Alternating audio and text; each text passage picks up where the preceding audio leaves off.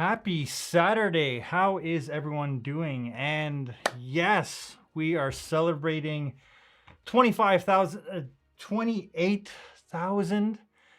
How did that happen? I know how it happened. Consistency, good thumbnails, and lots of support from the YouTube community and just making videos over and over again. How is everyone doing? How is your Saturday? Um, Mr. Camera Junkie is in the house. Thank you. Where is that? There we go. Bam. Mr. Camera Junkie. Roger, hello. Happy Saturday to you as well. Dylan, thank you. I appreciate that. And my beautiful wife, Basha. Yeah, we're going to be talking about, sorry, this music in my ears louder than, there you go. Let me know. How's that? How's the sound? Saturday is good. Gonna get some editing while I listen to the stream. Nice. That's right. Mr. Dylan Bates, the Final Cut bro, or is it Final Cut? No, because I just heard that the Mac Pro may be canceled. Anyways, I'm still hopeful, but my excitement for Final Cut Pro is waning. But yeah, so 25K. I said I was going to do a live stream and a giveaway, kind of just celebrating 25,000. And then the moment I hit 25,000, the channel just started to accelerate, which was exciting. Definitely was exciting. Seeing the growth, and some of the videos were just taking off, and they were all based on the AI kind of stuff, which is good. Sorry, the Final Cut slow. Absolutely. Thanks. Next stop, 1 million. I'm gonna make a pit stop between 50,000 and 100K before we get to the million mark. I'm actually going to talk about some of the YouTube goals and how everything was, how I got to this point, at least how I think I got to this point, and what made sense, what worked.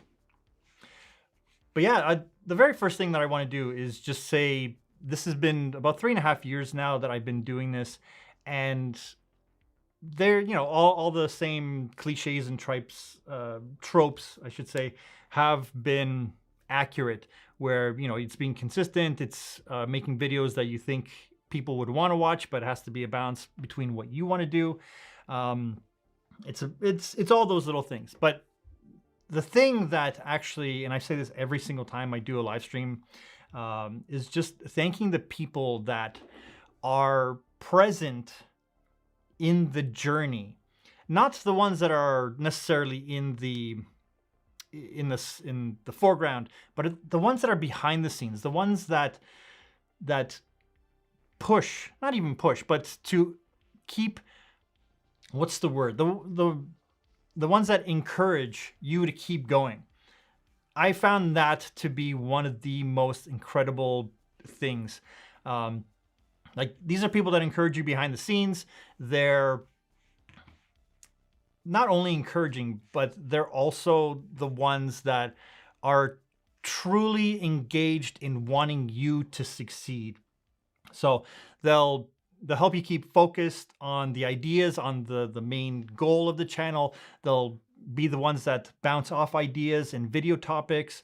They'll be the ones that will critique your thumbnails and just say, hey, this is good, this is not good, maybe focus on this, and this is what I think about it. Because getting that feedback before you publish a video is amazing, because you can't see the forest for the trees, essentially, where the people that are behind the scenes, the ones that you're able to share the videos beforehand, the thumbnails, the ideas, they're the ones that will find those little sparks of like what's working and what is not really working for the whole idea.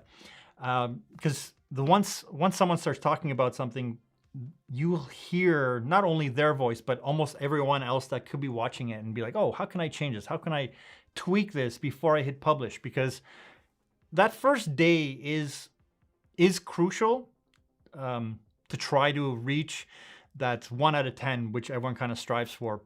But it's also the longevity of an idea that could work. Like if you're trend jacking and you're trying to do something that's really topical right now, then you only have that one shot. But if you want something that's evergreen, that's a whole different story. So I do want to say my thank yous, and first and foremost, where is it? Hold on. Preview mode. I just want to make sure I'm sharing the right screen. There we go. So I do want to say my thank yous to everybody that has been helping out. And did I pop? There we go. So first and foremost, I want to thank my wife, Basha. She just started a new channel where she's going to be talking about everything that kind of makes her life better, the tech, the kind of processes that she does, the things that helps her be more productive, anyway. So she started a whole new channel, but she is literally my biggest cheerleader with every idea that I do. And she is all in on me continuing this process. So if you're into that kind of stuff, go check it out. But and I'm a huge supporter of what she is planning to do with that channel. So she's just starting it. The next one is Peter Lindgren, the guy with a few subs. It's not that he's a supporter of the channel, but he personally has reached out to me to encourage me. Oh, Dylan, thank you. Look at that. Look at that animation. It's fantastic. Oh wait, something's wrong here. It's the wrong size. Anyways, that distracted me. It wasn't supposed to go like that, but it did. Thank you, Dylan. That's awesome. I'm gonna get to you. I'm gonna get to you, Dylan, in 1 second. But yeah, Peter has reached out to me, kind of behind the scenes, to encourage doing different things, to experiment, to try to go after sponsorships, to like just saying, like, he believes in the channel. And like hearing that from someone that is doing well in YouTube and saying, I can see that you're going to do well, but just like everything else, we have to be the ones to put in the work. So Peter, thank you for all the chats that we've had, just encouraging me with the channel and to kind of keep going. That's live. Okay, cool. The next one is Matthew O'Brien. Him and I have had such a parallel in careers in terms of how we started, how we got to school, how we did all that, and just being able to connect with someone on the same life journey in this industry has been phenomenal. Not only that, he also has a Discord with like very limited access of very curated, awesome people, which he invited me to be part of, which is one of the key parts to this success. The knowledge base that's in there, how we're able to have very discreet and candid conversations about the back end of YouTube and how it works and how we think this should do, and how to talk to sponsors, how we're all kind of like having that nice basis to just bounce off those ideas. So he's been a huge help. Mr. Dylan Bates here in the stream as well. Again, just someone that is as passionate about Final Cut Pro and just teaching people. Just being able to bounce off ideas with him, and like I've actually learned lots of cool tricks from him because he deep dives so into Final Cut that I'm like, that's cool. I didn't know that you can do it that way. I'm gonna be awesome. I'm gonna be awesome. I am awesome. Damn, it's good to be me. I am gonna be honest. I have tried to use motion, and every time I do, I'm just like, I can't. I'd rather learn Fusion than go down the path of Motion. Like Final Cut isn't, Final Cut Slow isn't getting any love. Like Motion is just like, if Final Cut isn't getting any love, Motion is just so far behind. Like that's, I don't know. It's a whole nother thing. But yeah, Dylan, we have Doc Rock, who has also been a great, just chatting behind the scenes. Like his family used to run a production company, so he has the same kind of business background mentality as I do. So we always kind of riffing on just the nuttiness that the whole industry has changed over the past 20 years. So we're always kind of roasting each other about how, you know, how's this whole process going to be even 10 years from now? Another big guy that I've been chatting with in the behind the scenes is Brandon Talbot with Caffeinated Cameras. This is his second channel where he talks about cameras, because this is something that we're both passionate about. Just being able to, again, just have conversations about being the age. Sorry, this cable is bugging me. About being the age that we are and doing YouTube and trying to make it something that is sustainable and for the long run. Another Dylan is Dylan John. Again, just another person to geek out about the back end of YouTube, but also Final Cut Pro. Josh Shatton, we have geeked out more than I can remember about what? Cameras, and then DaVinci Resolve and Final Cut, and just understanding that. These are just my thank yous. I just want to thank the people that have been key to what I believe is my success on this platform. Another one is Brad West. Just chatting behind the scenes with Final Cut and being able to talk to these guys about sponsorships and about brand deals and about affiliates, and have you guys talk to these guys and like how their experience was, and if it's something to even pursue. Another big one is Roger. Him and I have had multiple conversations about just the business side and how to pursue something that is beyond the thing that we do every day. And I've enjoyed those conversations. And again, it's just someone to be able to bounce off ideas and just talk about the family part of it and talk about how to incorporate that and how to manage all that kind of stuff. So like these guys are just huge. Another big one that I didn't put up here, but he's not as active on YouTube lately, because he is kind of just crushing it in his business, and that's Jashim.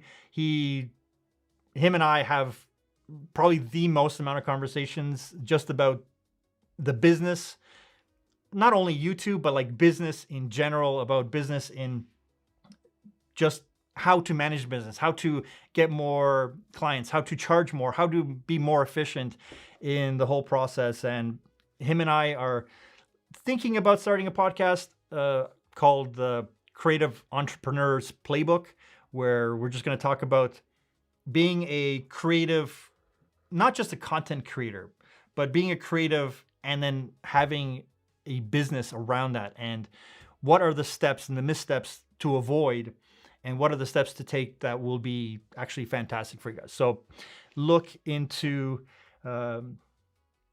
out for that, because that's probably coming. We've already recorded 2 episodes. I want to get at least 3 and have it a weekly show where we just chat. So yeah, we'll see how that goes. We'll see how all of that goes. But anyways, that being said, let's get back to a wide screen. Actually, let's do something. Okay, so I'm gonna do first. Oh, I need to publish this. So I'm gonna do the first giveaway, and the first giveaway is a $100 gift card that was generously donated by Motion VFX. So it's a $100 gift card for Motion VFX. So if you guys are interested in that, we're gonna do a giveaway, and you have to guess a number between 1 and 1,000, and the person that gets closest to that will win the $100 gift card. So I have 2 of those to give away, but we're going to do this one right now, and then I have something else that we're going to give away a little bit later. So I'm going to press start, and then you guys start putting in your numbers. Okay, and 3, 2, 1. So start guessing. You get one guess. So your first guess is the one that is going to be the one that counts. So what number is it going to be? I'm just gonna go back here. Keep going. Give me a few numbers. I'm gonna let this run for a few seconds. Oh, I like that number. 888. We'll see if that one comes up. Give me 1 second. I just want to make sure this is all good. Go back here. All right. And so let's give me a thumbs up if you guys are all in on this. Ready? So in 3, 2, 1, 755. That is the number. Ooh, 726. Is that the closest? Is there a number that's closer to that? 756. Jeremy Swanson. Oh, yeah, there you go. Back to live mode. Jeremy Swanson with 756. Yeah. How close was that? Marius, how's it going? Happy Saturday to you. So, Jeremy, I want you to reach out to me on either Instagram or Twitter, or send me an email through YouTube. My email's there, so find it, and I will get you that gift card for Motion VFX. Awesome! Congratulations, guys, or congratulations, Jeremy. And so we got one more gift card like that, and then we got some other giveaways that we're going to be doing in a second. All right, so those are the thank yous. That was the giveaway. I have some channel news. Oh, don't show it yet. So I picked me up, not the Sony. Can you see that? What is it? Come on. Focus. Focus. You can do it. You can do it. It doesn't want to focus. Yeah. Anyways. This is the Canon R8. And yeah, I picked it up. Like, I couldn't say no to this one. This one is $1,500 US. And one of the first things that I noticed about it, I'm going to do a full review on it after I've played with it for a little bit, but it's the Canon R8, and it is light, it is nimble, it is quick, and it even did jump over the candlestick. But yeah, no, it's actually a great little camera. I was surprised that how light it is and how small it is. I never had the RP. I had the EOS R, and the R8 is supposed to be the replacement for the Canon R. But the image quality is actually phenomenal, and the RF lenses with it. I've done some tests with the image stabilization because the reason I didn't buy any other Canon cameras was because I hated that wobble. And sometimes I do need to use these cameras as BTS cameras or for production as a third camera. And if there's that wobble, 0% of that footage is being used. I guarantee you right now, like, it just won't be used, and there's no way to fix it. There's no easy way to fix it. So I'd rather have camera shake that feels natural than having this weird wobble that every single time I've used that footage and the client has said, why does it look weird? Like, what's that weird look? And they want to get rid of it. So I'd rather have no internal IBIS than and just use the image stabilization that's built into the lenses, which is awesome. So I don't need it to be a gimbal. If I want to be gimbal smooth, I'll get a gimbal. Anyway, R8, that's coming. Subscribe if you haven't for that. So I did want to talk about some of the lessons that I've learned about YouTube that seem to work. And I wanted to share those with you guys. So these are lessons that have worked for me. And let me know if you've done any of these and if you plan to use any of them, because they're pretty good. So the biggest thing that I found over the 3.5 years that has worked is the right idea at the right time is a huge help. That has always been the thing that has catapulted the videos that have done well on my channel. And I'm not saying that it has to be the right idea right at the very first day, or like you have to be on a trend and be trend jacking. No, I mean the right idea at the right time. I have done videos that literally were 10 out of 10 for 3 months, and then that right idea was there at the right time for it to take off. So like the Mac Mini video that I did, at first, the Mac Mini, the 8 gig versus 16 gig, at first when I did it, I think it got maybe 1,000 views in the first 2 months. And then all of a sudden there was this massive, massive spike. And that video is now at 720,000 views, which is the biggest video on my channel. But initially I just did that video because I'm like, oh, this is my thoughts on it. I just want to make it. But it wasn't the right time. But I'm glad I made it before the right time, because it's kind of hard to make the right idea after the right time. Like you don't want to be making a video about the last Super Bowl now, because nobody's interested. They're already looking forward to the next Super Bowl. So again, another video is that I made is about AI, and it's just like I just want to talk about the cool AI tools that I'm using, and that video kind of skyrocketed. It's at 60,000 views. But again, it's just simple ideas at the right time. So then I made another AI video relatively shortly after about Gling, which is a tool that I use and I think is fantastic. And I thought it, like, for sure, this is because I'm talking more about one specific thing and it's pretty cool. But that video has, I think it's 82,000 views, and I only posted it like 4 weeks ago.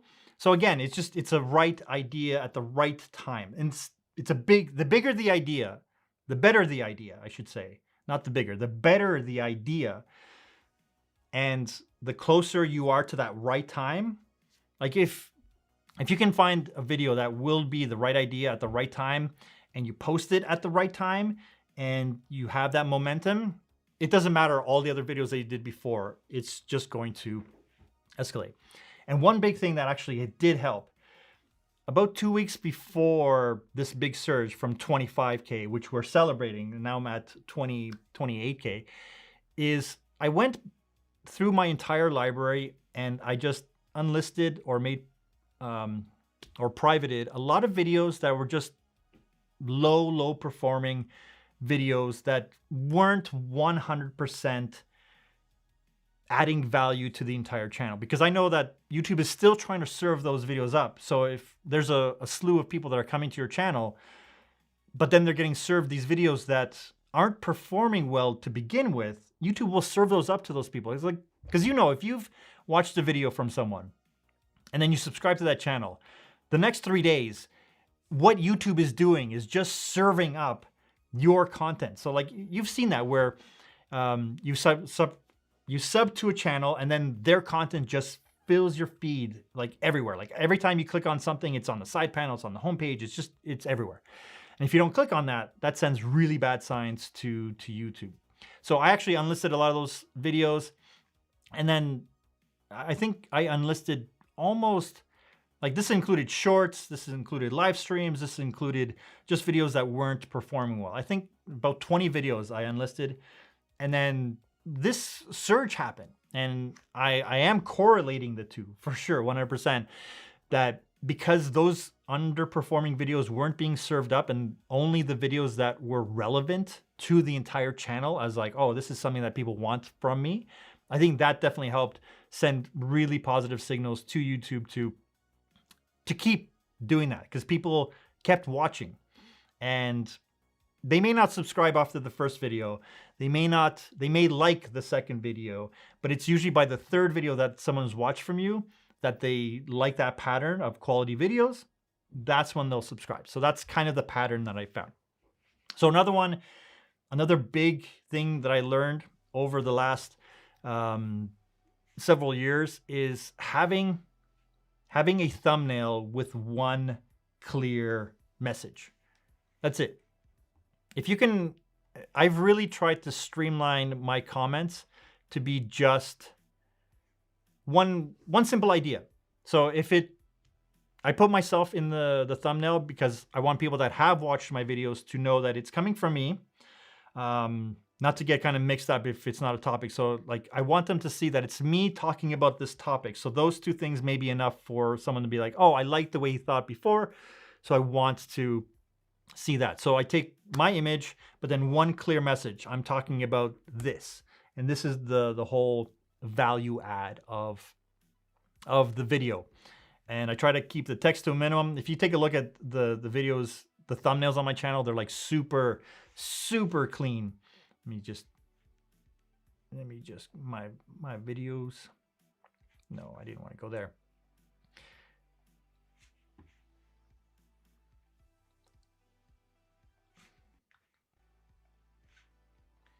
So yeah, the thumbnails and the title, keeping it short.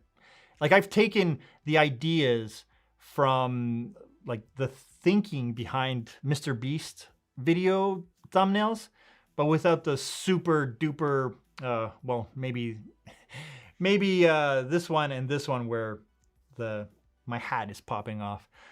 But it's one clear message, one clear idea that is big enough, because I've noticed that even on mobile, the thumbnails, they have to catch that idea. So if there's too much, people will scroll by. If they can't read it within a fifth of a second, it's kind of gone. Anyway, so just wanted to talk about that. So that's another big thing. And another thing is, there are only 2 videos on my channel that I truly care about. The last one I made and the next one I'm making. That's it. I've gone weeks without looking at the back catalog of videos. It's just like, how's the last one doing? What can I kind of take learning from that? And then what am I going to do in the next one? And then like once a month, I'll do like a recap. Like, okay, how was the last 4 or 5 videos doing? What is doing well? What is not? And then I kind of plan out the next month of what would work. Let's take a moment. Let's catch up. So Jeremy won.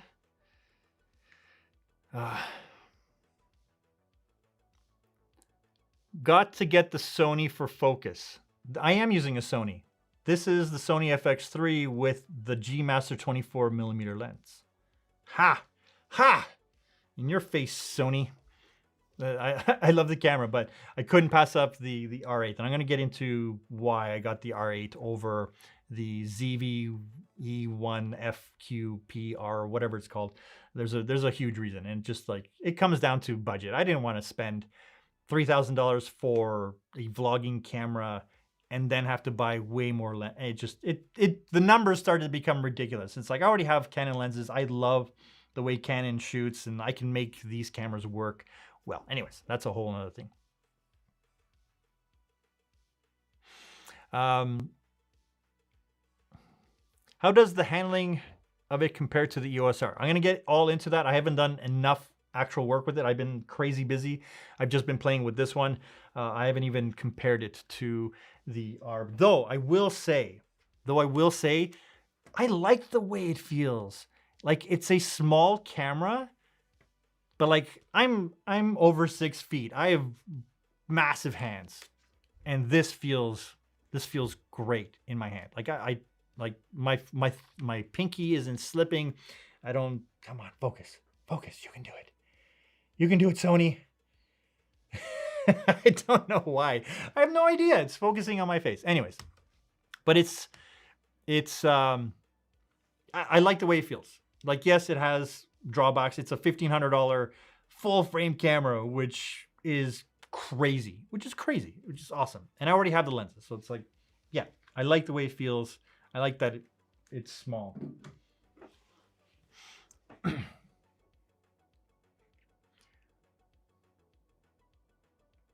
So you would love to do a thumbnail live stream? Maybe. Maybe I'll go into like, oh wow, nothing's focusing now. Or is it? Am I in focus? Am I in focus? Jesus, Murphy.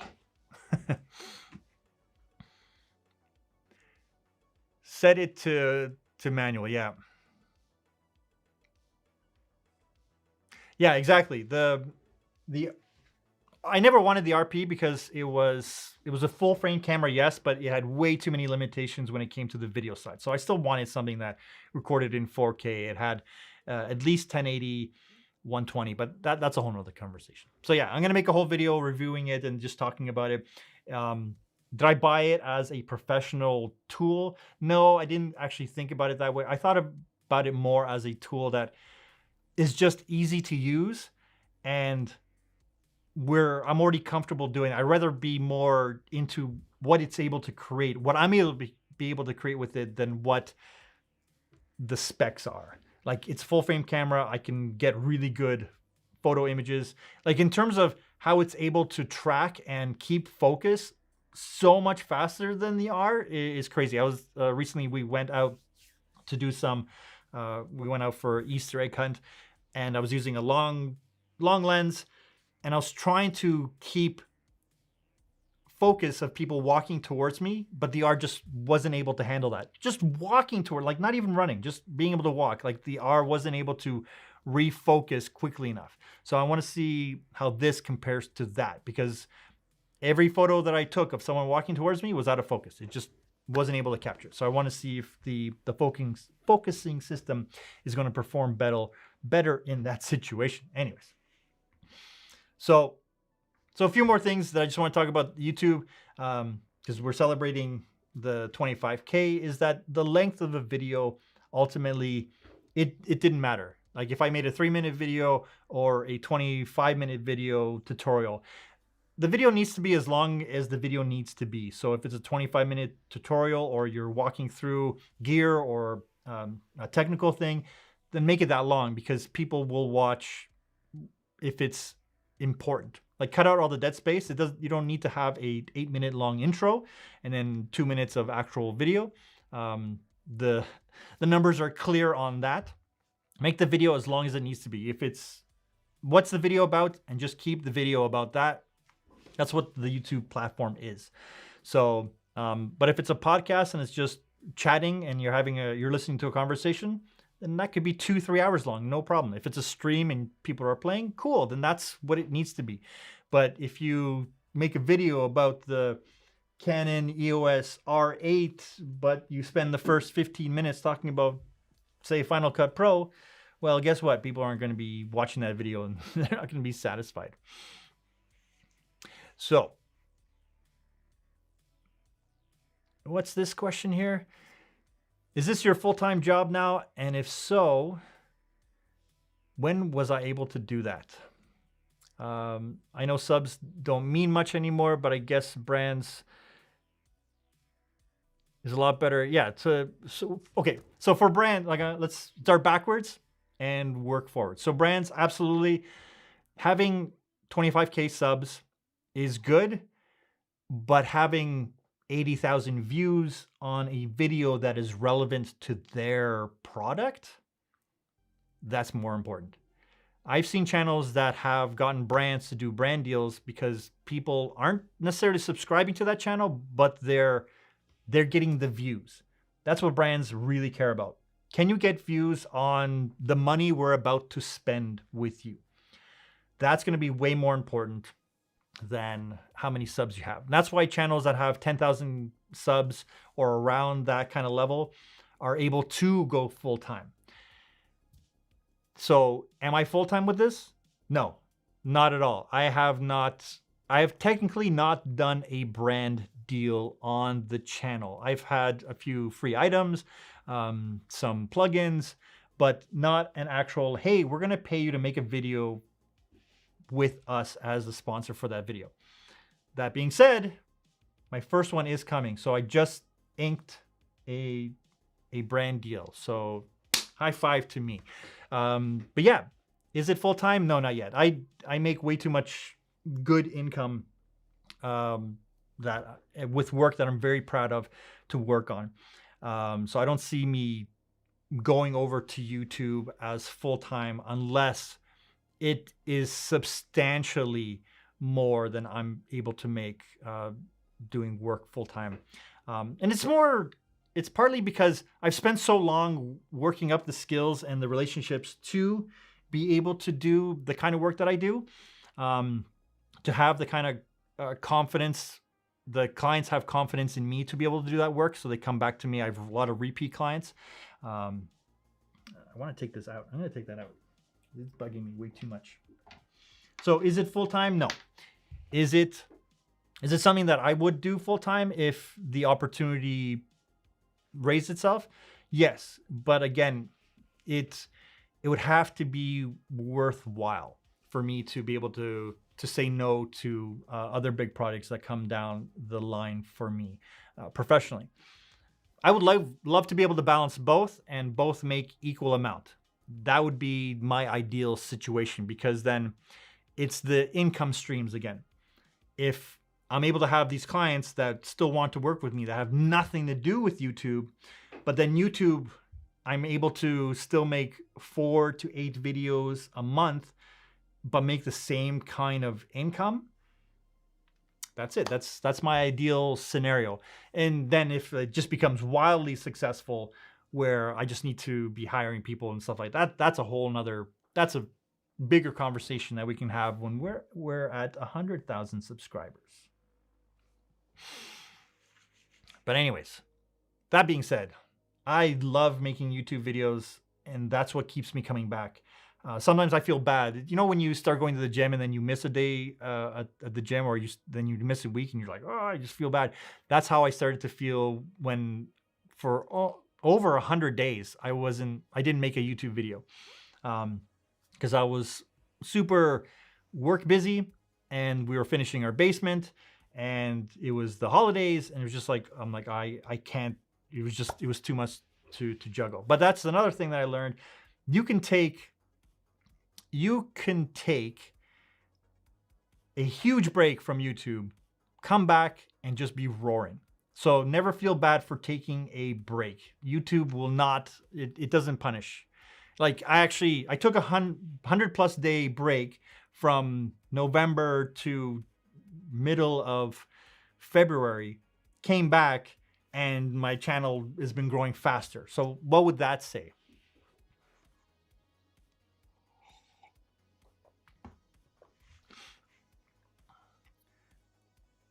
You didn't miss anything. I'm about to do the second giveaway, which you're just in time for. Never late. You arrive exactly when you're meant to, just like a wizard. It's funny because I had the thought, like, what would it take to get to 100,000 subscribers at this point? It's like, what's the fastest way to get to 100,000 subscribers? Is there a path that I could make videos where I would start making getting 1,000 subscribers a day? That would still take me 75 days. And I'm just like, oh man, like it just seems so staggering at that point when you think about it that way, where it's just like, to get to 100,000 subscribers, it would take me 72 days. Still, I'm 72 days closer.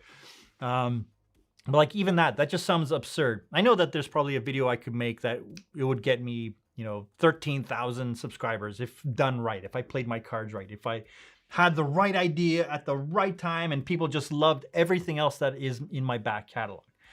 But I can't do a video that is so outrageously different than what I've already established to attract that kind of subscriber base, because then the back catalog would just hold back the whole channel. Like people would subscribe and then unsubscribe because they don't want what I'm kind of providing. Unless I start moving only in that direction, entirely. Does that make sense? Does that make sense? So then I'm like, okay, so if it was say 500 subscribers a day, that would take me double that. It would like 150 days. So we're talking half a year. But realistically, if you kind of look at Social Blade, it does look like it's the 2-year timeline now. But that could change. Like that could be faster or slower. And again, it's like I'd rather just put out videos that work really well on the channel and I build confidence with the people that do watch the videos that I make. So when I do a sponsored video, it's like, yeah, I know I'm gonna get the comments like, oh, you sold out. It's like, that doesn't matter. It's like I'm having fun with this and I'm actually gonna be talking about something that I think is fairly cool. So get paid for it? Yeah, sure, sign me up. I'm all for it. And I never really got, like Peter made a video on his blog channel talking about how, you know, people were upset that he's doing all these branded videos or sponsored videos. And it's just like, don't apologize for that. Like he's literally talking about stuff that he thinks is cool and it's really within his wheelhouse. So I would say, don't apologize for making money doing the stuff that you love doing. So Dylan says he has taken breaks and I've actually had better viewership because I come back refreshed and with really solid ideas. Yes, 100%. That's true. And you're excited to do it. And that's what comes through in the videos. Because when you're not excited to do it, that comes through in the videos. It's like you can try to hide it, but it's always there. So you have to be excited making the videos. And if it's a good idea, make the video. And if you truly feel that this is a subpar, maybe skip that one. It's okay. It's okay. So I'm curious, have you ever found Social Blade remotely accurate in estimates? It's always so far off, usually adding way more time than it actually takes. Well, it all depends based on the last few metrics. So if you've had 10 bangers in a row, 1 out of 10s, Social Blade is going to be like, well, this guy, he's going to have 1 billion subscribers in like 4 days. But if you've had 10 out of 10 videos where the feedback is fairly slow, then Social Blade goes like, it essentially tells you, it's like, why are you doing YouTube again? Like that's what it feels like, where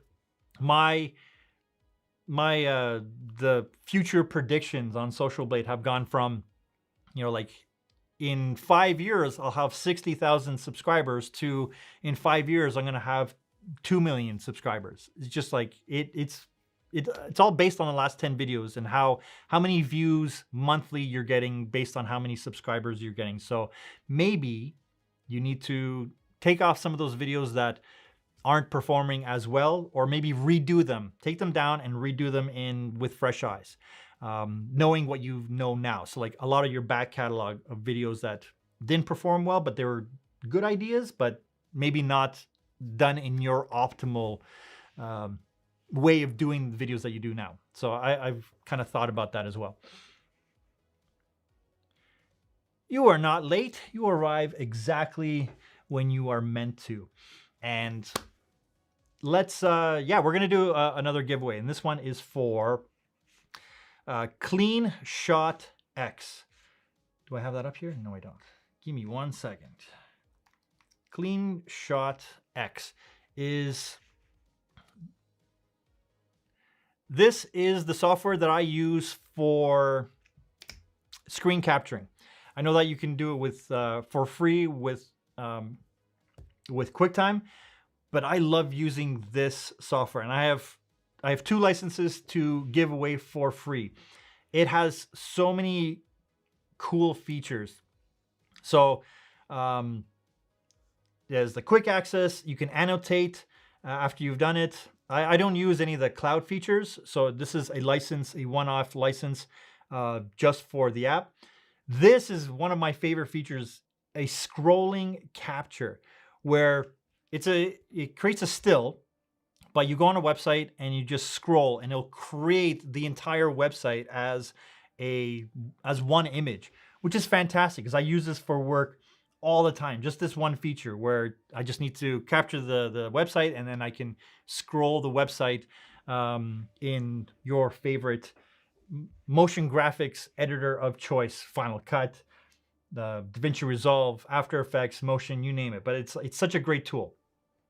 It does screen recording. No, excuse me. It does screen recording, but it also, like, see how this, like, I have this on here right now where I'm here. This screen capture will do this. It'll grab your webcam or whatever camera you have plugged in. So if you need to do a screen capture with you talking, it'll just create that one video with you, and you're done. Like, you don't have to then bring it into another editor and do all this kind of cool stuff. Like, there's a video coming of just this app soon. But yeah, this is going to be that. I just want to chat about, they were kind enough to give me a couple licenses to share with you guys. I reached out and they said, yeah. The other thing is, if you do a screen capture, like just a still, you can actually open it up. There's a button, and then you can add a background. So you don't have to then go into Photoshop and then create a background to be able to post onto your social medias. It also records GIFs. So if you want to do that, you can do a screen capture and then pin it to your desktop. So then if you need to just copy something and then continue, I think super, super cool things. It does text recognition. Anyways, I'm just like, anyways, it's a cool tool. And then I have a feature. I have a couple licenses to give away. So let's do that. So let's do that, shall we? So start putting in your numbers now. Between 1 and 1,000, the closest person to 1,000, or not to 1,000, the closest person to the number wins a copy of Screenshot X. It is for Mac, so just understand that. Okay, ready? Here we go. I'm going to start it. You guys start putting in your numbers. Come on. Click it. Why isn't it clicking? Click. Oh, there we go. So yeah, start putting your numbers. Closest number between 1 and 1,000 is going to win a copy of Screenshot X. I would say probably the best screen capture software that I have used outside of trying to use Ecamm Live or some kind of software like this. It's something that I use quite often, and it supports multiple resolutions, has a timer. It's a cool little feature. So Dylan Bates already has it. So you're entering for fun. If I win, give it to someone else. All right, cool. I appreciate that. So that's what Dylan says. All right, so put in your numbers. Get your numbers in.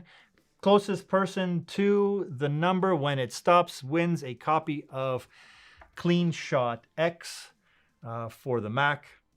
It's a great screen recording software. Any other stragglers? Get your number in. Just put in a number randomly. Let's go. Da-da-da. Okay, here we go. Anyone else? Anyone else want to put in a number? I'm going to let it go for a few more seconds because I think I put only subscribers can make comments. Because we're celebrating subscribers here at 28,000. It's still weird for me to think that because it took so long to get to 25K. Like, it's just incremental. And then like this last month, there was almost 3,500 subscribers on their own, which is fantastic. So welcome everybody that is new to the channel. Okay, ready? 3, 2, 1. Now, 755 again? No, something's wrong. Should I stick with this number or should I go again? Let me know in the comments. I will take majority of consensus because this feels weird. That okay? I'm gonna refresh it because that's new number. Yeah, I'm gonna refresh it. There we go. I'm gonna put it in because that didn't feel right. Can't be the same number. That was the last number. So that number is disqualified. Okay? That's all I'm going to say right there. So here it goes again. Starting again. Mr. Tom Buck in the house. Hello. Thank you. Thank you for being a huge supporter of this channel. So again, I'm going to do it a little bit quicker. Everybody has their number. And 3, 2, 1. 116. Who has the closest number to 116? I see 277. Is that the winner? 226. I think 226 is the winner. Does anyone else have a lower number than that? Help me out, guys. Just want to make sure that I don't miss. I've done that before.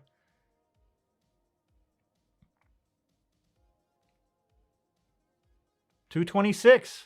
Luis, Mr. Camber Junkie. Nice. Where is it? Where is you? BAMM. You are now the proud owner of CleanShot X for the Mac. You already make great videos, so they're just going to be even better. So again, there's 2 more giveaways that I want to do. I want to do one more $100 gift card from Motion VFX, and then another CleanShot X coming down the pipe. So let's just go back here. So I do want to chat about this. I want to chat about this specifically. So I saw this today, and I want to know what you guys think about this. So I was reading today that it doesn't look like the Mac Pro will be updated for WWDC. And I interpret that as they're not going to do anything Pro related for the Mac Pro, which also translates to no Final Cut Pro update. Like there has not been an update for Final Cut Pro this year. So we're 4 months in. There hasn't been even a minor update, tweaks, nothing. So if there has, like, I actually feel that there was supposed to be a major update for the Mac Pro back in November, and they were going to do like lean into the whole Pro community. But because the Mac Pro got delayed because there's something amiss with it, I actually feel that they stopped the release of Final Cut because it was going to give away stuff about the Mac Pro. So they have to hold back. They can't do any updates. But if they're pushing this now to at least the fall, like, oh man, like, have you guys seen what has been coming down the pipe with DaVinci Resolve, like with their latest beta version? Like that stuff looks phenomenal. Not only that, I've been kind of keeping tabs on what Premiere Pro has been doing. And I gotta be honest, I'm getting excited about their roadmap. I'm excited about DaVinci Resolve's roadmap and Premiere Pro's roadmap. Like it's starting to make sense. Like those 2 apps professionally, I still do feel that DaVinci Resolve is going to be the dominant player, kind of moving forward because of how inexpensive it is and how many people will be using it. Final Cut Pro is going to find this little niche in just YouTube stuff. But like if you do anything more than YouTube and you need even a little bit of collaboration, yeah, like Final Cut Pro is just like, I can't even use it professionally because I can't work well collaboratively with other people. But like Premiere Pro introduced background saving. Like I know it's a small thing that all these other apps have had, but that one thing not to break your creative flow because it's just able to save in the background, that's a huge win for them. And it actually has become a little bit more stable. I know it's still a perceptual thing when it comes to it crashing all the time, because it was bad. Like 2 years ago, I was saying that like if Adobe doesn't do something with Premiere, they're like Premiere Pro is dead. And because I saw the rise, like the patterns, I saw the patterns of DaVinci Resolve and how it was free. And I saw how people are picking that up over Final Cut and definitely didn't want to subscribe to the $50 a month to use Premiere, or $20 a month, say, which is still $240 a year plus taxes. So at minimum, 1 year subscription will pay for DaVinci Resolve in perpetual ownership of it, which is fantastic. So kind of saw this coming, where DaVinci Resolve, this huge switch of people are just going to come to Resolve. If Adobe didn't do anything to resolve or to remedy what was wrong with the app, because they were just so, people are paying for it, there's not really a better option. And all of a sudden, sorry, let me rephrase that. There wasn't a better option on PC. And then the moment DaVinci Resolve started to be like, get attention, and it became not only cross-platform, but on all platforms that are in mass use, then Adobe at that point should have been like, oh, let's get ahead of this right now. Let's add in these cool features now before. But no, they kind of sat on their hands, and only now have they started to implement the cool features. So I feel it's going to take, I actually have a feeling that all the people that are switching over to DaVinci Resolve right now are going to be the same people that switch back to Premiere Pro in about a year. Kind of calling that right now, because there's a lot of cool things that are coming from Adobe Premiere. And a lot of these people, they're already subscribed to Creative Cloud, sorry. And because if they're using it professionally and they're making money, $50 a month isn't a big expense. So they still want to use Photoshop, and Photoshop has great tools. If they use After Effects, After Effects is still the dominant player when it comes to motion graphics.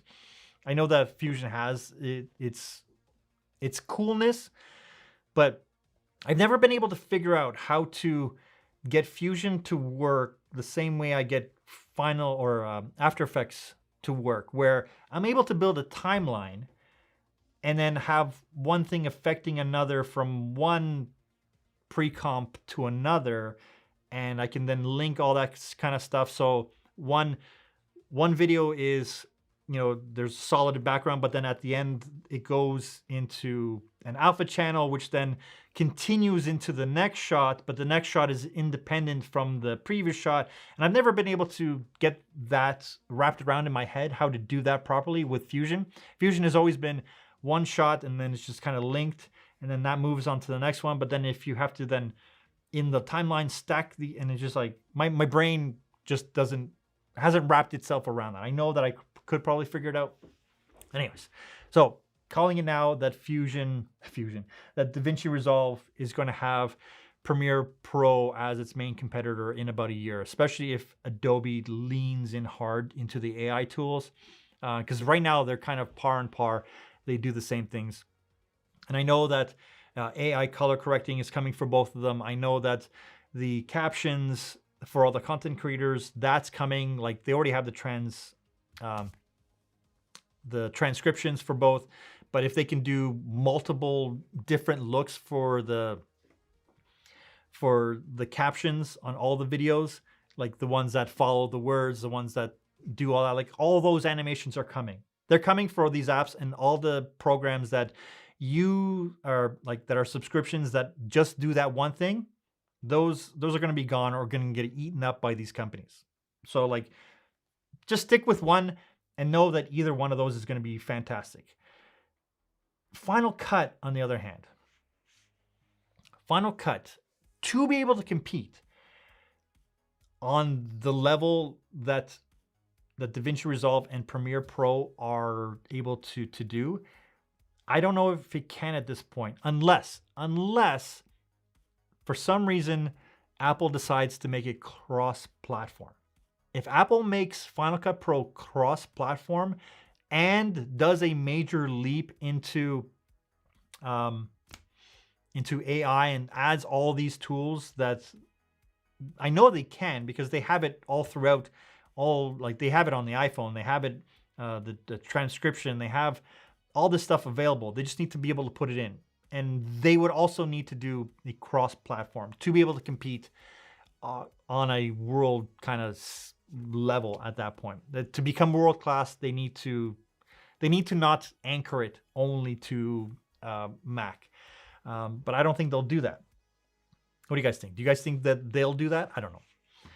But like, if the next update for Final Cut Pro isn't a major, like I'm talking huge leap forward in its capabilities, I think it's just going to be relegated to, solopreneurs, people that create for themselves and not worry about anything bigger. That's the whole thing.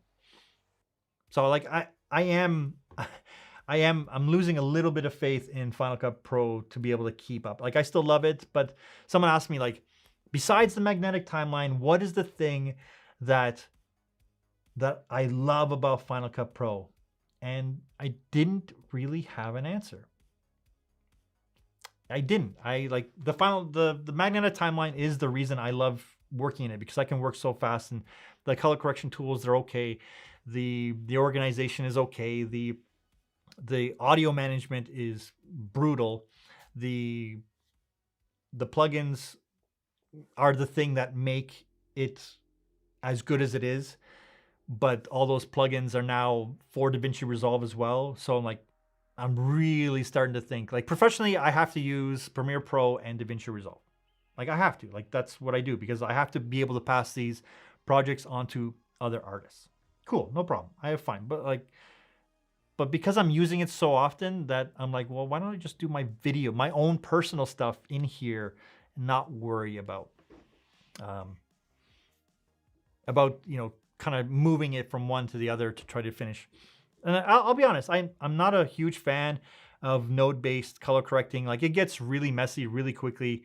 I want to just do a simple color correct for a lot of stuff. Professionally, I'll pass that off to people that understand it properly. Same with audio. So I want a simplified color correction workflow in DaVinci Resolve. Like I want it to be more basic, because I don't want to spend too much time. I don't need to get too nutty. Like there is a cool tool, and I'm actually making a video about this. It's on my list of videos to make, is how to steal any color grade from your favorite movie to your videos. And in DaVinci Resolve, it's super simple. It's not perfect, but there's a way to do it really easy with like one click. And then you just make a few tweaks to just bring it home at that point. Like what I'm looking for is a one-stop shop for all my post-production. Like I would love, and DaVinci Resolve is that kind of place right now. Like I just wish the timeline, I don't want to go back to track-based editing. So I'm glad that they're actually adding the cut page and adding more functionality to it, because it was so limited that it was annoying. Especially as a Final Cut user, I'm like, oh, this is cool, but it's annoying. The man in the house, thank you. Thank you for the congratulations. So this is one of the top people at Gling. Go check them out. They make the software to help. It's essentially your assistant editor, and I'm pretty sure they're gonna have some pretty cool things coming down for that applications. Like I love the way that some of these creators think. Him being one of them in terms of the big picture. Let me just backtrack. Yeah, remember to hit the like button. Can you guys do something for me? Can you guys check if the like button is working?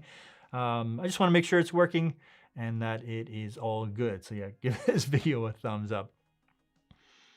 Thank you. Yeah, that's the plan. My plan is to keep going, making the videos. I enjoy it. And oh, here's one little secret, and I don't know if it's true, and I don't know if it's 100%, but it's a correlation. I always had the thought of like, I need to earn every single sub. And I've always based my kind of idea behind this YouTube channel as that. So when someone takes the time to make a comment on my video, I make a Herculean effort to answer that comment and thank the person for taking the time for watching and making the comment, because I know that it takes a moment to have that thought and actually comment on a video, not just kind of pass it by. Like liking is great, but being able to comment and see like, oh, this person watched my video and made this thoughtful comment on it. I love that. And I've always had the feeling that when I did that, when I made a comment back on their comment, when I replied, that upped the chance of them subscribing to my channel. Because I always had this feeling, once I responded to a comment, within an hour, there was always another extra subscriber. And I was like, it's because I commented back on there. And it's like, we have a connection now. Yeah, we're growing. I earned that sub. Again, it's just like, I think the first video people will watch, they'll watch it. Second one that they'll like and they'll comment perhaps. And it's the third one that they'll subscribe to you. So that's why your back catalog is as important as the next video that you're going to make. So out of all the apps, because I know that a lot of you guys in here use Final Cut Pro, but say Final Cut Pro did not get a major update and Apple just said, you know what, we're not going to update it anymore, and it's going to live the way it is. We're happy with it. Where would you guys go? Would it be DaVinci Resolve? Would it be Premiere Pro? And I know that most of you guys are Mac users as well, so I'm pretty sure you wouldn't go to Sony Vegas or any other kind of app like that. Would you look for a web-based editor? Which doesn't make sense to me because of how big footage files are. I just don't get it. Like, it has to be a desktop app. But where would you guys go? Where would you lean? And say money wasn't an issue. Like, money is off the table. You're making more than enough money to cover the cost of the subscription. Would you be more inclined to do Premiere Pro, or would you want to lean into learning DaVinci Resolve a little bit more? I'm curious about that because I have my own thoughts, and I actually believe that you should learn everything and use the tool that is best for you.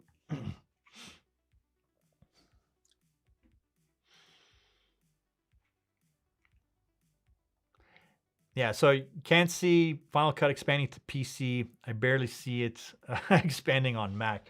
Yeah, it's funny because it's true. It's one of those things where I don't know. I'm not even confident that they will release a new Mac Pro. Apple just may go, it's such a low volume product. Why spend any more resources on it?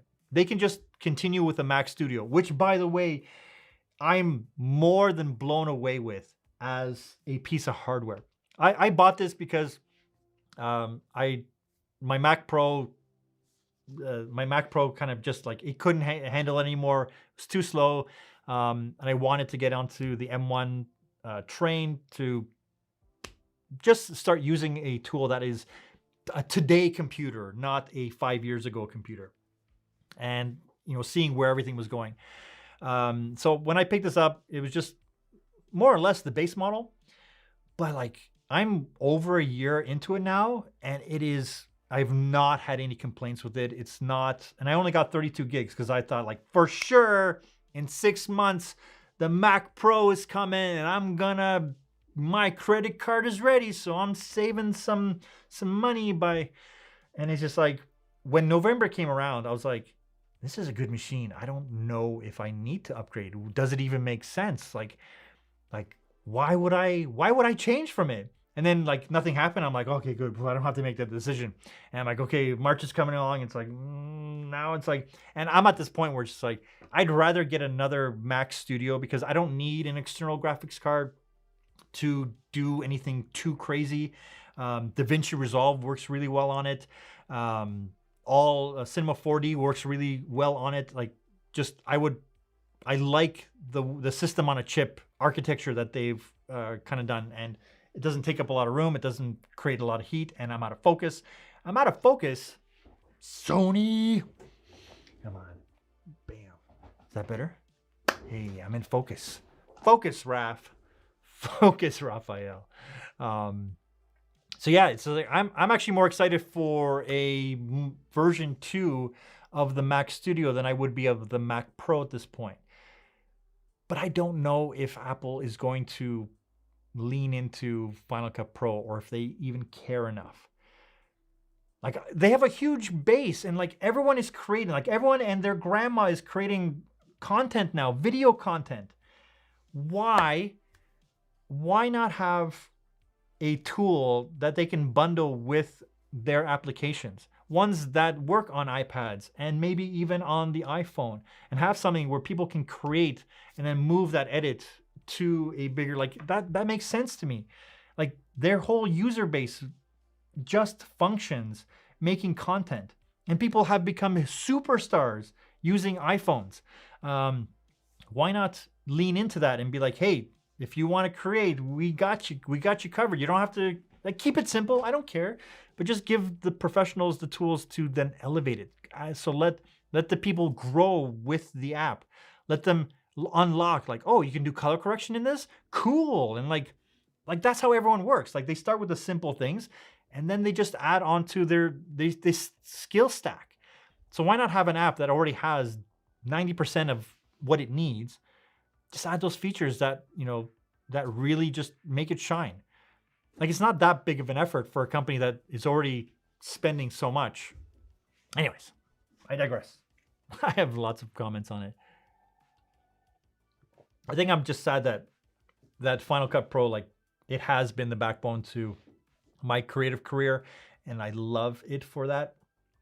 But it's just like, and like it's like Final Cut 7 too. So like I'm going way back to the early noughties, I think. Anyways, anywho, let me just see. Let's go. I'm so hooked into Final Cut because of the loads of plugins I bought for client work. Yeah, same here. I have huge amounts of plugins that I use on a daily basis. I can't use them for projects, for client work, because it doesn't translate well. I can't pass off the project for them to archive.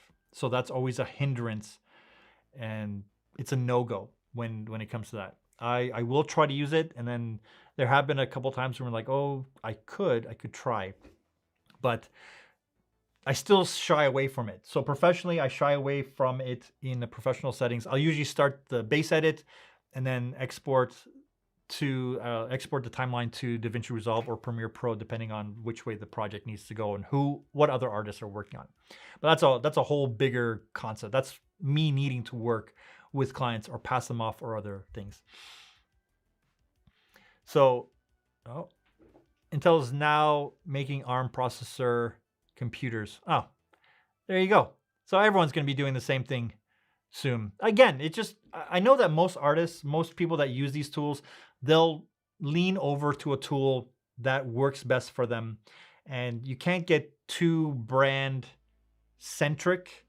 Like you have to see when the writing's on the wall. Like for a long time, I actually thought like Canon is like, it doesn't make any sense, but you know, I still want to utilize all the gear that I have. So that's why I got the R8 instead of the ZV-1 that came out. I wanted the ZV-1E, something like that. Yeah, I just didn't want to spend from the beginning and then go through the hassle of selling all my gear, because I haven't found a good place to sell gear that I'm comfortable with. I've just heard too many horror stories of people on eBay buying a product and then saying that they never delivered it. So then the money gets just returned to them. And I'm like, no, I'd rather hold on to something and not have loss of money and loss of the product at that point. So similar to what Homesick Max said, I've invested too many plugins to switch, but if I did, I'd switch to Premiere. No web base. Yeah, I'm the same. Like, I know that it's a bigger conversation. If you spend a lot of money on something, this is the same way I feel about the cameras, because I don't make crazy amounts of money. Like I just paid off the cameras through client work that I've done over, it took a while because I don't do too many shoots, but the thought of just switching completely over to a whole new system, I'm like, like it's going to be a financial hit. There's no way I'll recoup that money for cameras that I've only used for a couple of years. So I do have the Sony FX3, but I needed that for a client project.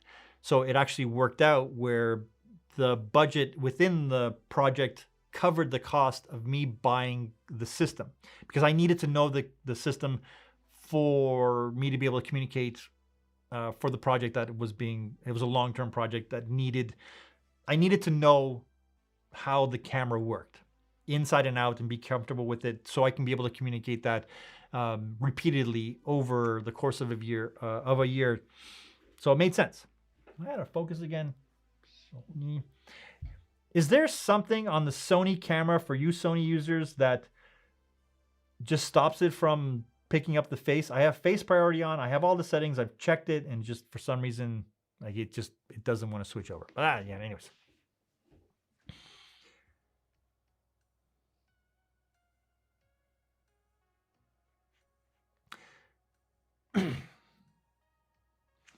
So Tom says he's definitely not ready to give up on Final Cut Pro yet.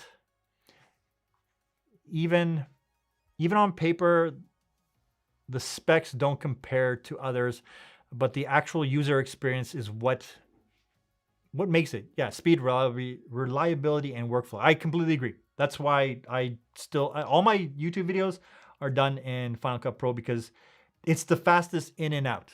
But again, I don't have to pass it on to anyone. Like the moment you have to try that the first time with Final Cut, it's a hassle. Like because of the way I work, I'm able to build out the titles and like just get the timing of everything. So I'll do the rough cut, and then I'll start to finesse it and like timing needs to go here, needs to do this. But if I try to do that Final Cut, even the placement of the titles, when it translates over to Premiere, it doesn't come across. So I'd rather spend the time doing it once than having to do it twice. But that's again, it's a big jump. So I'd go into DaVinci if Apple kills Final Cut Pro. I don't know if they'll kill it.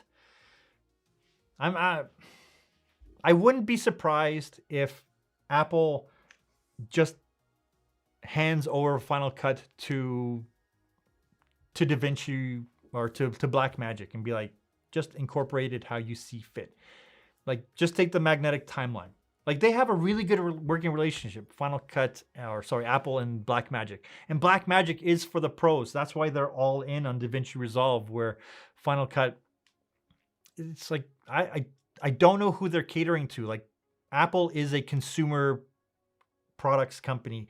Blackmagic is a professional video production centric company. Like, that's their focus. So that's why they're all in on DaVinci Resolve, because they're bundling it with their cameras and their hardware. And just like, so if you're looking to buy DaVinci Resolve, look to see if there's a monitor or a camera or something that you're interested in from Blackmagic that comes with a free copy of DaVinci Resolve Studio. Like, win-win at that point, right?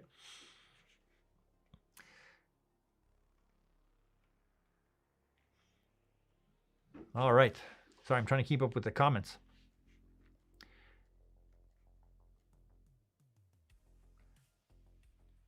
So I want to learn about DaVinci because the result is amazing in my opinion. Yeah, like it's a fantastic tool, and they're all in. Like, their roadmap is exciting. Premiere Pro's roadmap is exciting, but DaVinci Resolve is I think in the next 2 years, it's just going to become way more popular. Like, when 19 comes out, who knows the nuttiness that they're going to add to it. Like, no one thought that they were going to add a timeline to DaVinci Resolve. And here we are. Not only did they add a timeline, they added the motion graphics and they added the audio engineering. Not to say that you need to learn all of those, but if they can find a way to streamline it, but still have this back end that people can access to, you're going to be in a great place 3-4 years from now, especially if you want to get work with these apps. Only when the day has come that Final Cut will no longer be developed, then I will go DaVinci. That is a fair comment. And I think I may do the same thing. Like I'll keep using Final Cut as long as I can for as many projects as I can until I kind of hear the word that like, oh, we're not developing it. But again, professionally is a whole nother story. Like I don't use it as often as I would love to. It just doesn't play nicely with other players in the space. So if Apple is looking into ray tracing, I think that it will be featured in the Pro series, hopefully.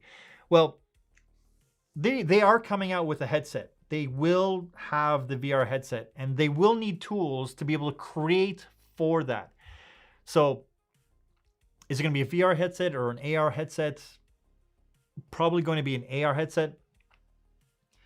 But what tools will they have that allow you to create that? Is it going to be still Swift UI or Xcode? You're going to need to be a programmer to be able to create that, or will they have a way to do drag and drop editing in it? That's the part that I'm excited about. Like, will they lean into it as hard as I know that they could?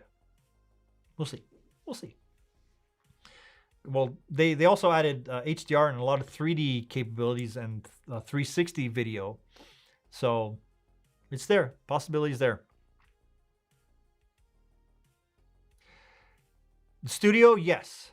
Mac Pro, as I heard of today, it may be delayed until the fall. Like it was supposed to come out November 2022. We're now 6 months past that. So I don't know if they're going to keep delaying it. Like it has to make sense. Like it has to be worth the $10,000 starting price. So if it's not expandable, if it's not upgradable, if it's not, if it doesn't make sense for the pro uses, they're better to stick with the Mac Studio as their pro lineup where they have their biggest and hottest chips. That would make more sense than trying to make a new Mac Pro. But that may not be enough to justify doing Final Cut Pro when they see it too, where people are switching to DaVinci Resolve. If so many people are switching to DaVinci Resolve and not opening up Final Cut as much, it's going to be hard for them to justify spending millions and millions and millions of dollars to develop a product that people aren't going to be using. They can just cherry pick all the cool things and put those into tools that help sell their other products. So I do have a $200 B&H card, so I might put that towards and spend the Speed Editor Resolve license combo. Can't go wrong there. No, absolutely. Though I do have my thoughts on the Speed Editor or using any kind of input device outside of a keyboard. And this is just from my own experience where every time I've gone onto set or I had to step in as an editor somewhere for someone else, they don't have those input devices. And I can't always bring that kind of stuff with me. It's a cool idea, and I used to have a mapped out keyboard that was a Final Cut keyboard, but I found once I have my keyboard shortcuts and I have that muscle memory, then this becomes the ultimate input device. And if I'm on set, on a laptop, I'm still as fast. Like it's the difference between a client standing over you, watching you edit, and they're mesmerized by how fast you're able to be like that. But if I train myself to work on the Speed Editor or any other kind of input device, and then I go onto set and that's where a client's gonna be standing over you, and you're just, search and destroy, kind of pick and destroy, trying to do it. They're like, oh my God, like it's taking forever. And again, it's that speed thing where it's just, I know I can just send myself the keyboard shortcut list and just work on the laptop just as fast as I would be able to here because I practice so much. So I avoid those input devices for those reasons. Can they speed up my process even more? Yeah, maybe 10% at this point. But again, I used to use them. I'm just not. It's those scenarios that always kind of kept me away. So I'd rather just be more efficient and map map out these keyboards. Like, have my hand set up one way and just everything is mapped within this tiny section, so I don't even have to move too far. And then if someone tried to come and edit on my machine, that's when they get lost. They're like, it's not working the same way. That's it just makes them look slower and I look better. That's the secret plan.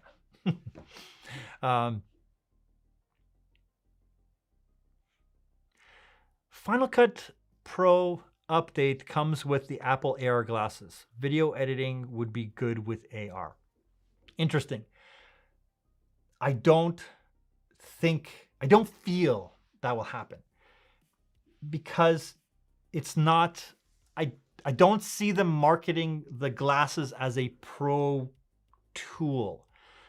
Like, it's going to be an expensive tool. Don't get me mistaken. It's going to be a hugely expensive tool, but it's going to be one of those tools where they want mass adoption, like the iPhone. They're going to want something that is, it's going to be more for gaming. Like, that's everything I've been reading, and all the rumors and leaks and the hires that they've been doing have all been leading to gaming as the thing that they're going to be doing next. Like, so they have Apple TV and they have the Apple Studios where they're creating their own content. And I think the next logical step for them is to create games and gaming experiences that can be played on the computers, on mobile devices, AR devices, the Apple TV. That's where I feel that their big thing, their next big leap is going to be.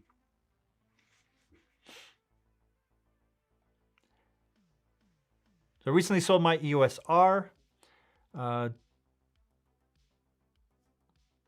give me a fair deal. Yeah, afraid of dealing with eBay for those reasons. Yeah, I'm the same way. I don't like selling on eBay. I've sold one thing on eBay, and I was stressed the entire time. I sold my 1DX on eBay to a photographer across the country.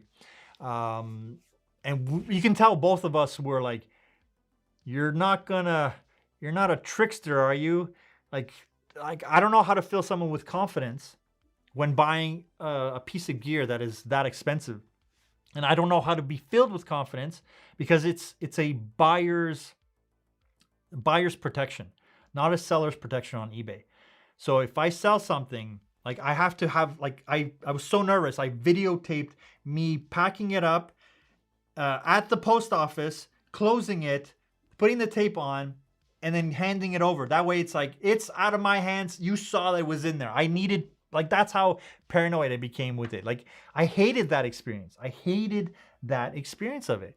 So, because like, I knew that at any point, they could just say, I never received it. Like, even though there was a tracking number, there was like, it just, and then how do you go about claiming that? Because eBay instantly says no money for you, and just like, then you have to go through the whole process. And like, at any point they can just be like, nah, you never got it. It's like, yeah, I wasn't home and someone must have stole it. Like, that's how easy it is for them to say that they never got it. Or something that this is the thing that panicked me the most, is that they put in the wrong address by mistake and it gets delivered to the wrong address and it never appeared. Anyways. So if you guys have a better way of selling gear that, like, for fair value, because returning it to stores, they're going to turn it around. So they need to have it like 20%, 30% less than what fair market value is.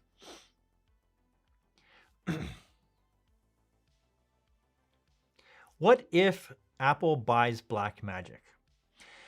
This has crossed my mind, and they could easily do it, but I feel that the CEO of Blackmagic is he's too hands-on and too invested. He loves what he does. So for him to walk away from it means that he's walking away from the industry and he's in retirement mode, which I don't see that happening just yet. Possibility, But again, like Blackmagic has become a huge player in post-production and in the video production realm. Though they don't have a winner of a camera, I would say yet. They have good cameras, they create great footage, but I don't feel that they compete with Sony, with Canon, with their video line of cameras. They're cool, but it's just they're not taken seriously, I think is what I'm trying to say. It's like I just they're not there yet. They need to mature a little bit more when it comes to that. And I think they will if they keep at it. Thank you, Caleb. Nice of you of joining. Hey, Matthew, how's it going? Thanks. All good. I know you're a busy guy, family and all. That's why I did it on a Saturday, because my whole weeks are jammed. So, okay, let's do another giveaway. I'm gonna do Clean Shot X. We're gonna do that again. We're gonna do another giveaway. I want to make sure that I get these in. So let's do that. I'm almost done. And then I'm gonna reset this because of last time. So the closest to the number between 1 and 1,000 gets another copy of Clean Shot X. I'm gonna start it right now. If you guys are there, boom, there it goes. So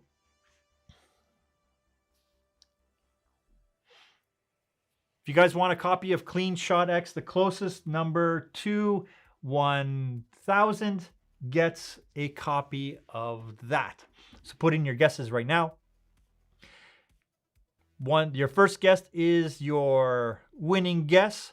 That's right, Luis, you already had a number in. And then we have another giveaway, which I will do very shortly after that.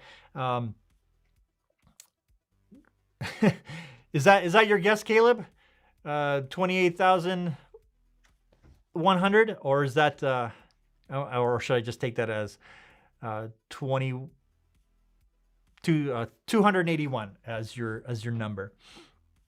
I take that as your number. So yeah, the closest number between 1 and 1,000 will get a copy of Clean Shot X, the screen capture software for Mac OS. Okay.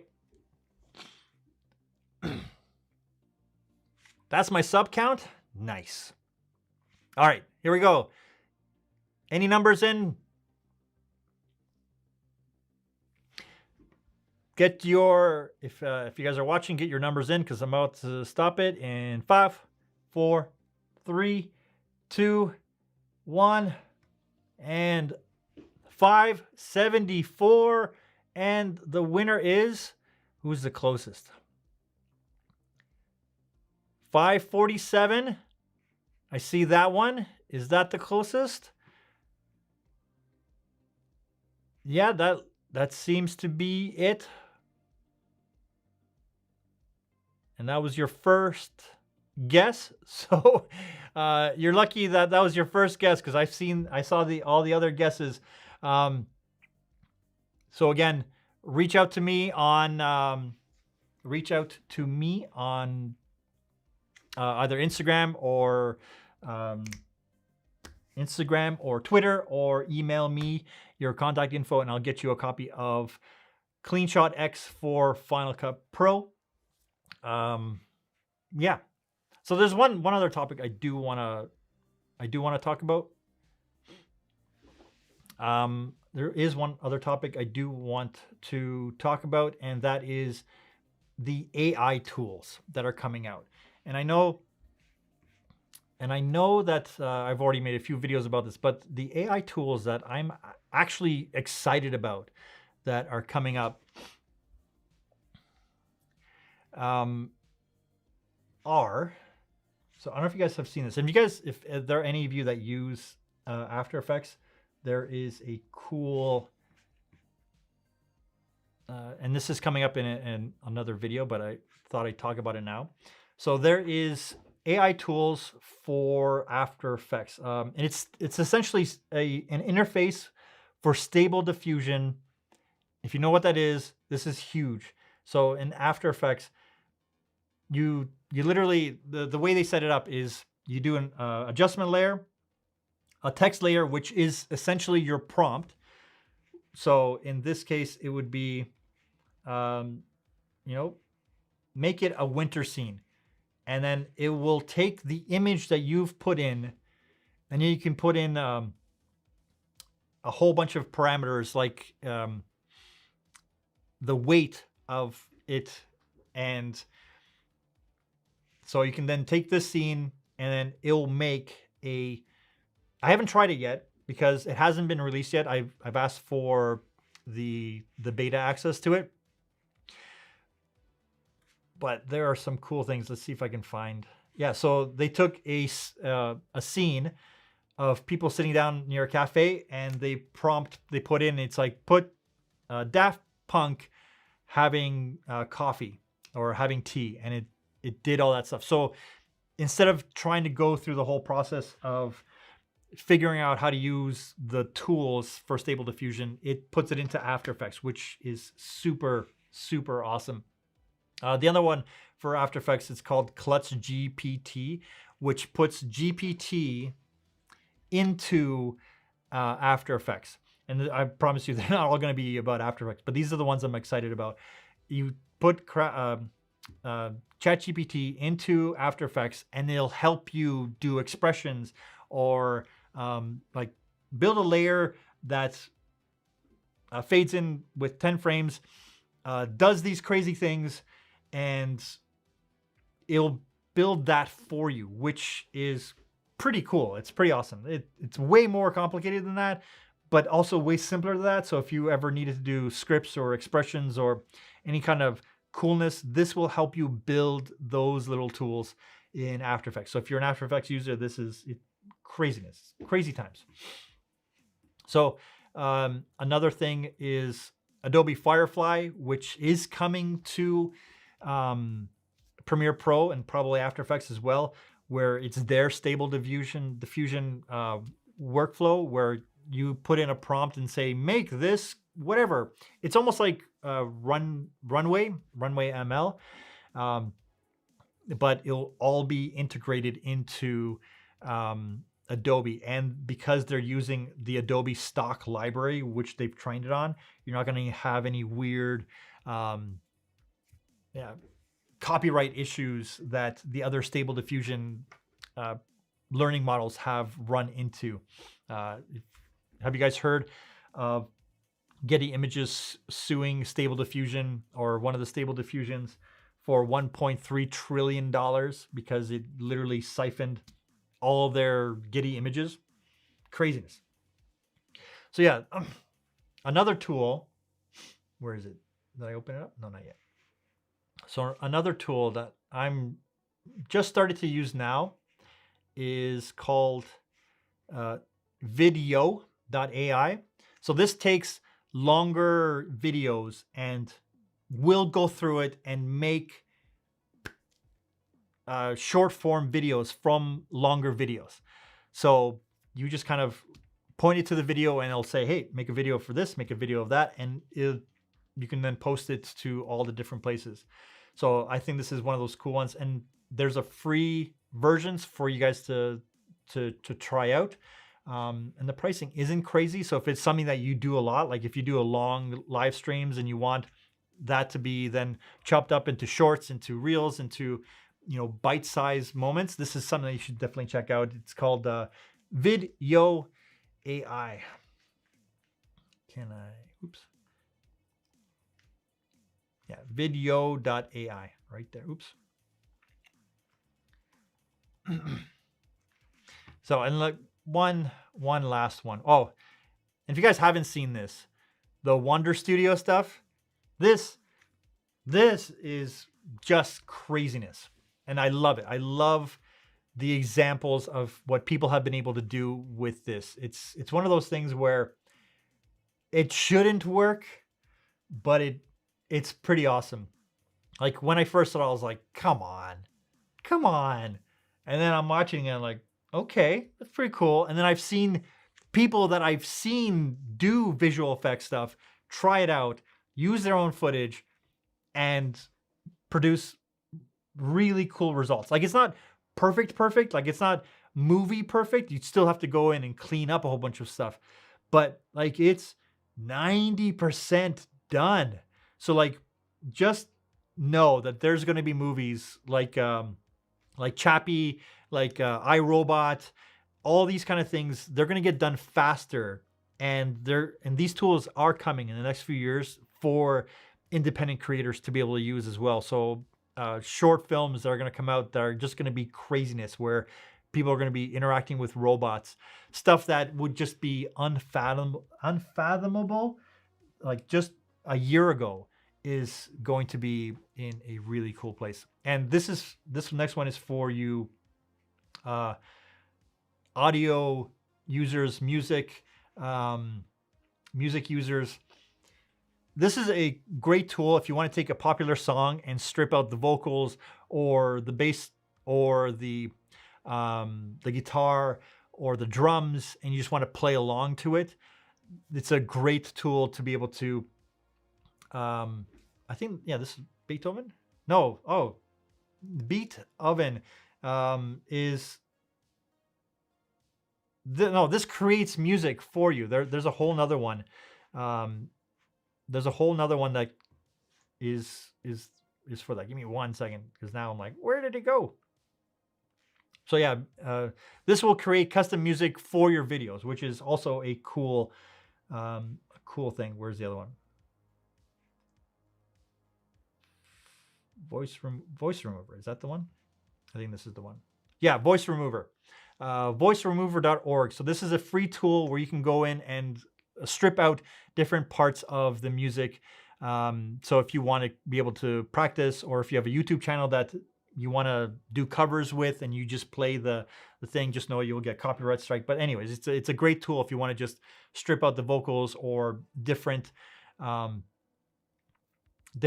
portions of the audio. So if you're a drummer and you want to remove the drum portion of a popular song, you just want to play along with it, there's your thing. It's pretty cool. It's a pretty cool tool.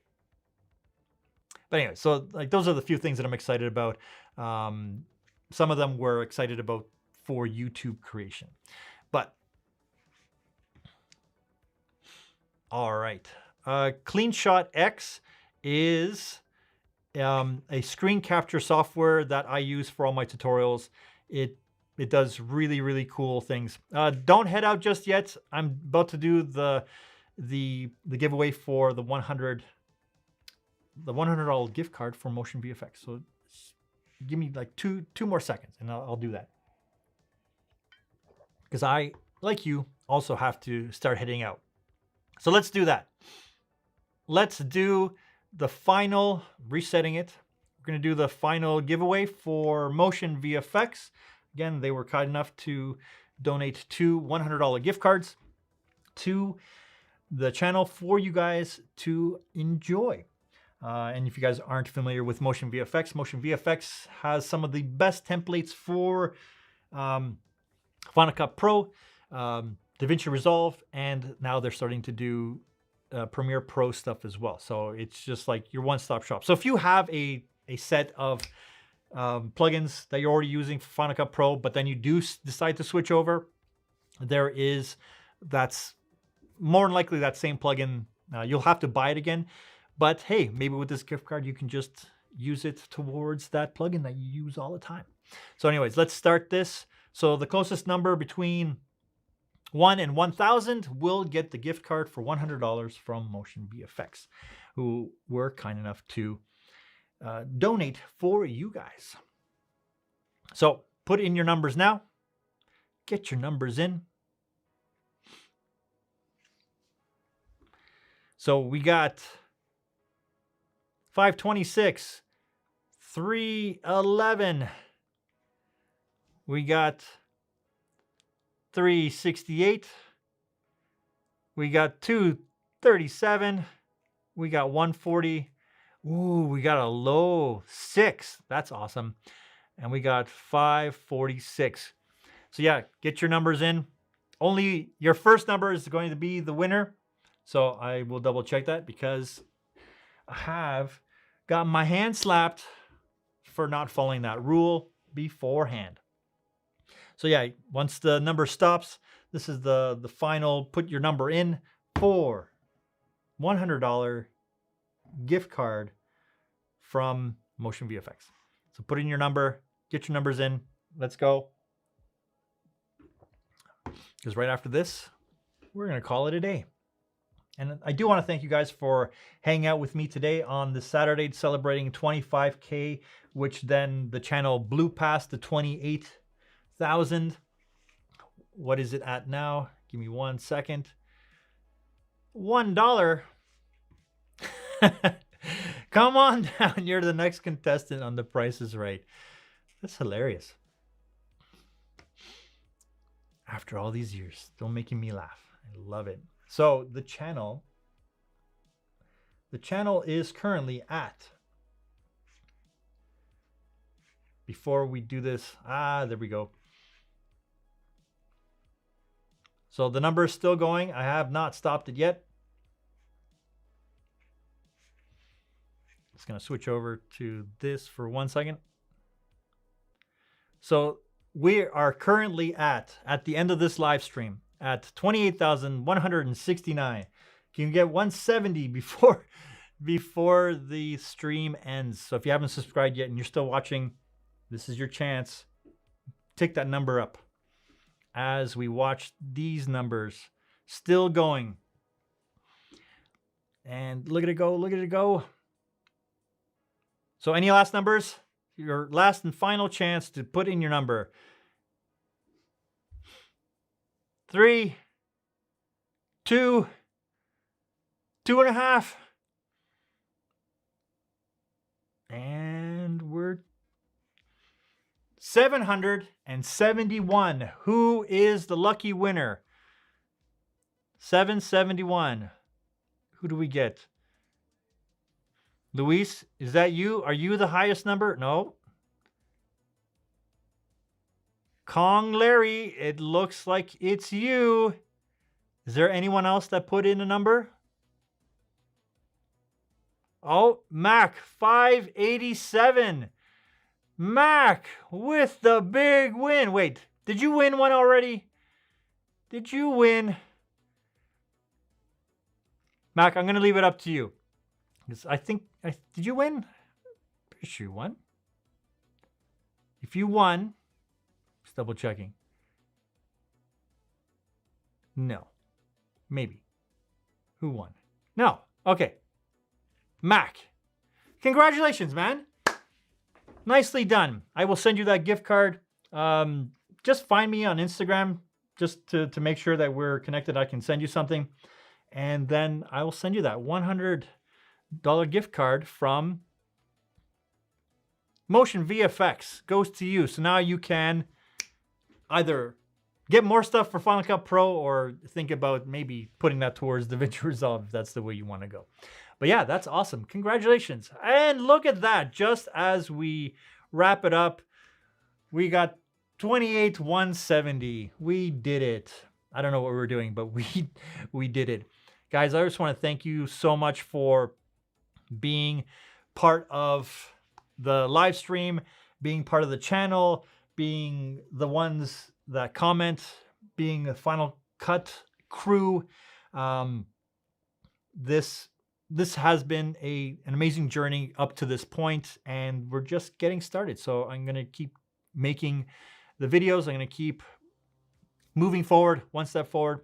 I'm loving it. So I love that this is part of the process, and it allows me to be creative, and I get to share it with an amazing group of people that are just amazing. Allow myself to introduce myself. So yeah, I am Raphael.